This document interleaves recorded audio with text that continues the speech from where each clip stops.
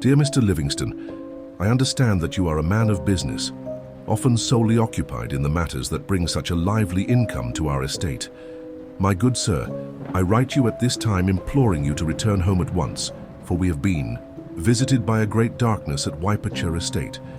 I shall recount to you the events of the last 3 days, with as much accuracy as I can manage under the circumstances. It began with a knock on the door and a strange girl begging shelter.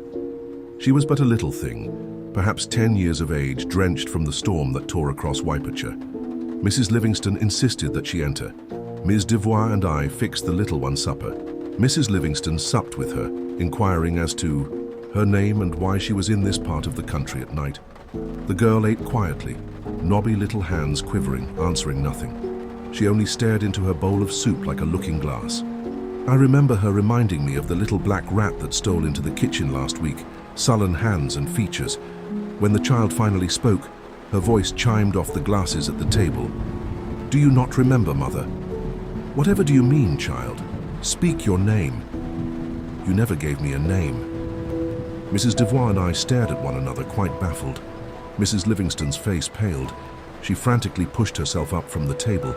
"Who are you? Who sent you? Tell me this instant, child. Which of my cruel neighbors has sent you to torment me this way? You know who I am, mother. Why do you call me that? Why do you call me mother? Oh, wicked child, naughty child." Mrs. Livingston wrung her hands, tearing the napkin from her neck. Mrs. Devois and I knew not what to do with ourselves in this moment, for we stood paralyzed betwixt curiosity and bewilderment. "My good sir, having served you for many years, I've known of your wife's barren state. I've watched Mrs. Devois wash bloody garments month after month since the two of you wed 10 years ago. Surely the little villain was playing in a scheme, egged on by cruel neighbors who have been suspicious of your childless marriage. An evil thing indeed to do in return for such hospitality offered by the good Mrs. Livingston." "I have no child! I have no child!" Your wife clamped her hands over her mouth. "Tell them, mother."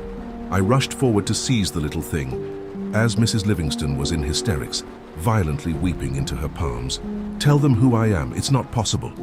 Mrs. Livingston sobbed. I grabbed the girl by her shoulders and pulled her towards the door in the entryway. The little creature drew her head back and spat in my face. Mrs. Devois rushed to Mrs. Livingston's side, fanning the distraught woman. I opened the front door and pushed the girl out into the rain. "You shan't return to bother Mrs. Livingston again. Run along now, you wicked thing." The girl turned. Lightning and thunder shattered the chorus of the pattering rain. The lightning illuminated the girl's black eyes into the most hateful red. How my soul quaked at those eyes. I slammed the door and crossed myself at once. I returned to the dining room to find Mrs. Devois consoling your Mrs. Livingston. We put her to bed with a cross and a prayer, pleading the dear Lord to guard against the demons that haunt her sleep. Mrs. Devois and I extinguished each candle throughout the house, whispering in our hearts as the soft glow vanished between our fingertips. Sleep seemed to dampen the previous night's horrors, for in the morning, Mrs. Devois and I cheerfully set about making our Mrs. Livingston's breakfast as pleasant as ever. A hot pot of tea and shortbread was served beside a poached egg. Mrs. Devois retrieved flowers for a centerpiece, placing the lovely little blues in a vase on the table. We waited patiently for Our Lady to emerge from her room. We reheated the pot of tea twice while waiting. Mrs. Livingston didn't enter the dining hall until nearly 10, her usual gaiety covered with wrinkles of exhaustion. Her normally kempt bun hung in disarray. The poor woman sat down in silence, sipping her tea without the usual deliberation accompanying her movements. Finally, without turning her gaze from the vase, said, "Those are lovely flowers, Mrs. Devois. They're not the usual, though. Pray tell me what they're called." "Forget-me-nots." Mrs. Livingston stopped the teacup inches from her lips. What did you say?" "Forget-me-nots, madam," Mrs. Livingston spat. "Where did you discover them? Where did they come from?" "Why, they must have sprung up within the last few days, madam. They're growing all over the grass in front of the house." Your wife's face turned a ghastly white. "I want them all out. Throw them all out." Mrs. Livingston rose rigidly, throwing her napkin down onto her plate, leaving the shortbread untouched. "Yes, madam. I didn't mean—" "Throw them all out." Mrs. Devois quickly whisked away the vase. I followed Mrs. Livingston to the front room where she had yanked open the drapes. I caught her as she stumbled back, gasping. Forget-me-nots covered the entirety of the front lawn, the rolling fog, making the lawn appear as a blue sea in the storm. Mrs. Livingston rushed to the door, scraping the locks open, jutting herself out the door. "Madam! You'll catch cold." Your wife cast herself upon the blanketed lawn. I hadn't ever witnessed such behavior in a human being before. It was as though a wild beast had taken possession of the woman. She crawled on all fours, ripping flowers, out in clumps. Mrs. Devoir rushed to calm her. She attempted to hold her arms down, trying to take the flowers from her clenched fists. Mrs. Livingston struggled violently, thrashing about in her arms. I came to the aid of Mrs. Devoir, and we managed to drag her back into the house. However, your wife bit Mrs. Devoir's arm, drawing blood and leaving marks from her teeth. The blood trickled all over the Persian rug in the entryway and all the way up the stairs. My dear sir, we had no choice. We barred her in her bedroom, locking her door and placing a steel rod against it. She pounded at the door, howling. "So forgive us this treatment, Mr. Livingston. We meant no harm." Mrs. Devoir tended to her arm, wrapping a bandage around, bloodying the white linen. "You don't understand. You don't understand." We heard these howls from the bedroom for the duration of our mourning. Violent sobs followed for hours. Mrs. Devoir watched by the door with a pained expression and weariness in her bones. She and I traded places beside the door, ensuring that your wife posed no harm to herself. Finally, a silence rang from the room, lasting for hours. It was about 4 o'clock in the afternoon when we unlocked the door. Mrs. Livingston was squatting next to her bed, cradling a white blanket in her arms like an infant. Her hair hung about her shoulders in disarray, torn from a bun. She whispered incoherently into the blanket. We with the door open, staring in disbelief. Your Mrs. Livingston has always been a woman of propriety, never letting those in her company see her as anything but distinguished. I had always thought her to be an upright woman before God. I had always believed her to be benevolent. I had never questioned her as good. Dear God, Mr. Livingston, did you know? In all of my decades of service, I had never heard such a tale as the one your wife wove, evoking the fabrics of disdain and darkness. She saw myself and Mrs. Devoir standing in the doorway. Her eyes would not have been out of place in a mortuary. If asked to swear on my holy Bible that the woman was alive, I could not have brought myself to do so. Mrs. Livingston's lifted her face from the blanket. Her thin lips quivered.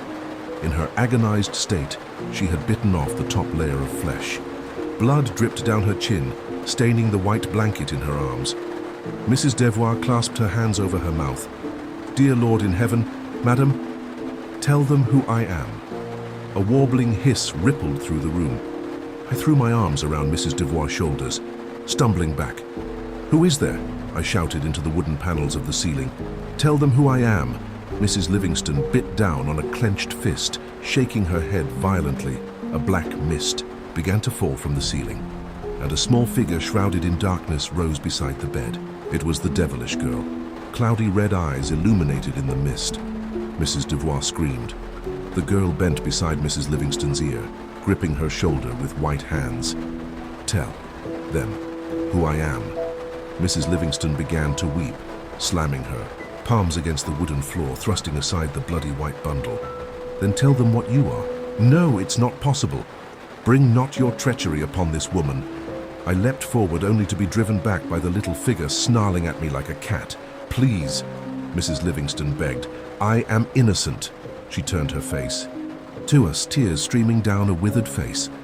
Oh, how I thought that my nightmares might end. How I thought that one night might bring comfort. The girl dug her nails into Mrs. Livingston's shoulder. Your wife cried out in anguish. Finally, between sobs, she told us the cause behind this unspeakable evil. I was young, I had no choice. I had no choice. The girl threw back her head and emitted a hideous roar. "I gave you away to a couple walking alongside the road where I birthed you. You were born in a field of forget-me-nots on a rainy day. Their fragrance still stings my nose with the stench of a broken soul. I was betrothed to James Livingston. My engagement would have been broken if anyone had found me. Out, I had no choice, you don't understand. My family had no money. I was the last hope for my parents. We would have rotted in debtor's prison." Our mouths gaped open. Our Lady had not seemed capable of bearing a child. let alone at a young age. Oh, sir, did you know? I was not at fault. The father of your body pushed himself upon me one night, Morris Angler. I was walking home one night when he attacked me. I wanted nothing of it. Now I am unable to bear children to my husband. These years since your birth have wrought only the greatest cruelty. Oh, spare me. Oh, God, spare me, for I have been broken. She keeled onto the floor, sobbing. The girl extracted her hand from your wife's shoulder. The smoldering seethe of hatred slowly dissipated from her face into a look of consideration. Morris Angler. Again the hiss echoed in our ears. He is the cause of my death. That couple treated me like a sick dog. They abandoned me. They left me to beg and starve. Morris Angler. She leaned forward over the quaking Mrs. Livingston. We shall have our revenge, Mother. The creature stepped back and vanished, leaving behind a mist of blood. Silence drifted into the room as the last rays of the day bled through the window. Mrs. Devois and I cleaned and bandaged the wounds raked on your wife's shoulder. The 5 gashes were deep and required stitching. Her lips will require months to recover. We called on Dr. Tarwell to come tend to her at once. We have spent our days attending to your wife and the house with trembling hands and hushed tones. Mr. Livingston, Morris Angler lives but 3 miles from our estate. Word has reached me that he was found dead in his barn late last night. Authorities think that he was attacked by an animal. His face had been torn through. His nether regions had been severed as well. But we know what has befallen the late Morris Angler. Oh, sir, pray that this evil reside in our town no longer. Return home to your wife, who is under the care of those whom love her. She is ill with guilt and grief. She has injuries that will require months of repair and tending. She has the wound of a lifetime, which will require perhaps the remainder of her lifetime to heal from. Return home to us as quickly as you are able. May God watch over you, Edgar Devois.